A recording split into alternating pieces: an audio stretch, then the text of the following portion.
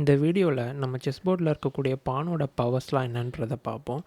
டோட்டலாக ஒயிட் கிட்ட 8 பான்ஸ் இருக்குது, பிளாக் கிட்டேயும் அதே மாதிரி 8 பான்ஸ் இருக்குது. ஓகே, லாஸ்ட் வீடியோவில் நம்ம நைட்டு, பிஷப்பு, ரூக் அதோட பவர்ஸ்லாம் பார்த்தோம். இப்போ வந்து பானை பற்றி பார்க்க போகிறோம். பொதுவாகவே ஒரு பான் பார்த்திங்கன்னா அதால் ஃப்ரண்ட்டு லைனில் மட்டும்தான் ட்ராவல் பண்ண முடியும்.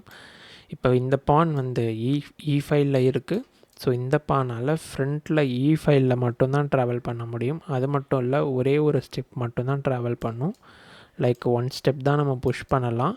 ஒரே ஒரு எக்ஸப்ஷன் என்னென்னா, ஃபஸ்ட்டு மூவ் அப்போ மட்டும் 1 ஸ்டெப் ஆர் டபுள் ஸ்டெப் அந்த ஒரு ஆப்ஷன் நமக்கு இருக்குது. 1 ஸ்டெப்பு மூவ் பண்ணிக்கலாம், அப்படி இல்லைனா ஃபஸ்ட்டு ஸ்டெப் மட்டும் டபுள் ஸ்டெப் மூவ் பண்ணிக்கலாம்.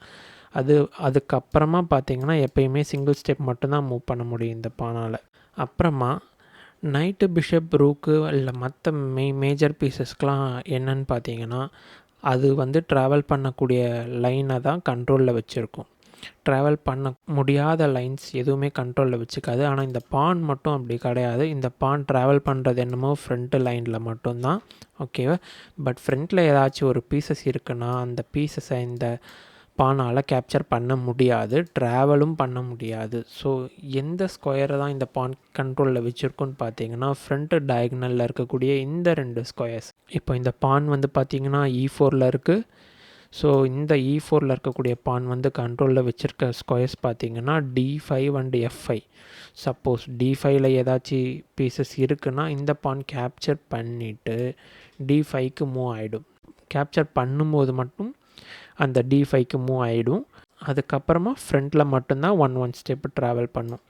பட் ஃப்ரண்ட்டில் ட்ராவல் பண்ணாலும் கூட அதுக்கு ஃப்ரண்ட்டு டயக்னலில் இருக்கக்கூடிய அந்த 2 ஸ்கொயர்ஸ் மட்டுமே எப்பயுமே கண்ட்ரோலில் வச்சுக்கும். ஸோ இதுதான் ஒரு பானோட மூமெண்ட். ஒயிட்டோட பான் 5th ரேங்க்கில் இருக்கிறப்ப பிளாக்கோட பான் வந்து டபுள் ஸ்டெப் மூவ் பண்ணுறாங்க அப்படின்ற சமயத்தில் அந்த பானை நம்மளால் கேப்சர் பண்ண முடியும். கேப்சர் பண்ணிவிட்டு நம்ம 6th ரேங்க்குக்கு போயிடுவோம்.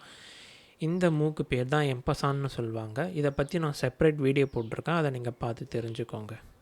செஸ் போர்டில் இருக்கக்கூடிய மற்ற மேஜர் பீசஸை விட பான் கிட்ட ஒரு ஸ்பெஷல் பவர் இருக்குது.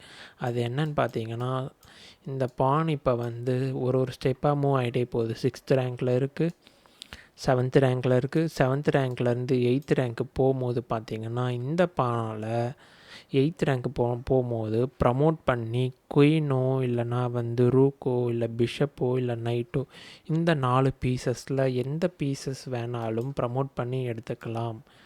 சப்போஸ் 8th ரேங்க் இப்போ ரீச் ஆகுதுன்னு பார்த்தீங்கன்னா இந்த பான் வந்து குயினை ப்ரமோட் பண்ணி எடுத்துக்கலாம்.